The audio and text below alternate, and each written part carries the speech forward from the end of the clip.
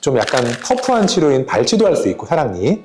그리고 이걸 가지고 충치 치료도 잘 할 수도 있고, 신경 치료도 할 수 있고, 그런데 의학 드라마에서 거기에 있는 수술 장면에서 이런 걸 끼고 수술하는 걸 많이 봤을 거예요. 그래서 이런 거는 실제로는 치과에서뿐만 아니라 의과에서도 많이 사용을 하고 있고요. 물체를 확대해서 좀 더 세밀하고 정밀한 처치를 하기 위해서 이런 장치를 많이 쓰고 있고요. 근데 생각해보면 치과에서 더 많이 확대를 해야 되지 않나 하고 저는 생각하고 있어요. 기본적으로는 이렇게 루페가 훨씬 더 범용성이 좋은 장비이기는 해요. 좀 약간 터프한 치료인 발치도 할 수 있고, 사랑니.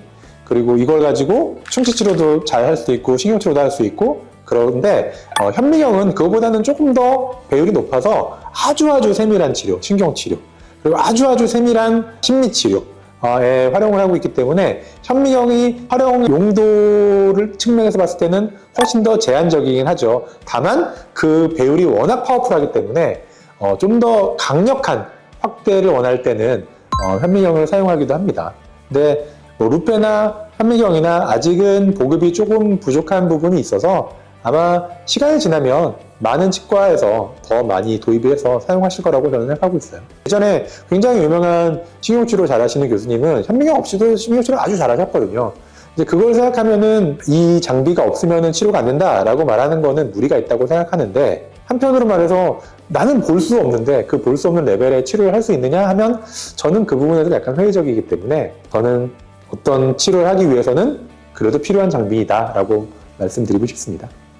만약에 제가 지금이라도 없어지면 큰일 나는 장비는 저는 루페고요. 왜냐하면 루페 활용도가 훨씬 높으니까. 근데 이것도 정확히 말씀드려야 되는 부분은 현미경이 없으면 못하는 치료가 분명히 존재하고 있거든요. 저희가 봤을 때 어떤 큰 어금니의 작은 신경관은 현미경 없이는 사실은 보기가 어렵다라는 게 제 개인적인 의견이고요. 보통은 그럴 때는 현미경이 있는 치과나 대학병원으로 의뢰를 해야 되겠죠. 저는 둘 다 사실 놓칠 수가 없는 부분이고, 근데 재밌는 거는 뭐냐면 치과에서 투자를 했을 때, 제가 치과 의사 입장에서 얘기를 드리면 치과에 있는 그 큰 엑스레이 한 10년 지나면 다시 새로 사야 돼요. 치과에 누워있는 체어들 15년 지나면 새로 만들어야 돼요. 새로 다시 설치해야 돼요. 그리고 재료들은 맨날 쓰잖아요. 그런데 이런 광학 장비들은, 이런 확대경, 현미경 이런 것들은 지금 저를 찍고 있는 카메라 렌즈랑 똑같아서 20년이 지나고 30년이 지나도 계속 쓸 수 있는 거기 때문에 이런 거에 대한 투자를 저희 주변 동료, 후배, 선생님들한테 강력하게 권하고 있습니다. 평생 쓸 수 있는 장비거든요. 미국 쪽에서는 치과대학에 들어가서 본과 2, 3학년 때 되면 학교에 이런 루페를 맞춰주는 이 제조사에서 아예 와요. 그래서 학생들의 시력도 재고 눈 동공간 거리도 재고 만든 다음 피팅까지 딱 해주거든요. 그래서 3, 4학년 때는 보통 자기 개인의 루페를 가지고 실습을 진행하고 졸업을 하거든요. 학생 때부터 그렇게 사용을 했으니까 졸업할 때도 계속 쓰게 되겠죠. 한국은 제가 졸업할 때만 해도 이런 게 없었어요. 근데 요즘 들어서 갑자기 이제 붐이 생겼는데, 그 이유는 이제는 한국에도 국가고시에 실습 시험이 생겼어요. 그래서 실습 시험에 정밀한 어떤 시술을 요하고 있기 때문에 점수를 잘 받고 안정적인 어떤 결과를 내기 위해 이런 확대경이 필요하다라는 게 이제 우리 학생들한테, 그리고 최근에 졸업한 선생님들한테 이제 실질적으로 체감이 되게 된 거죠. 그래서 이제 젊은 선생님들은 그냥 그때 갖추게 됐던 이런 루페 같은 것들이 이제 많이 보급이 됐고요. 이제 뭐 연세가 이제 있으신 선생님들도 이제 나이가 들면은 누구도 피할 수 없는 게 이제 또 노안이거든요.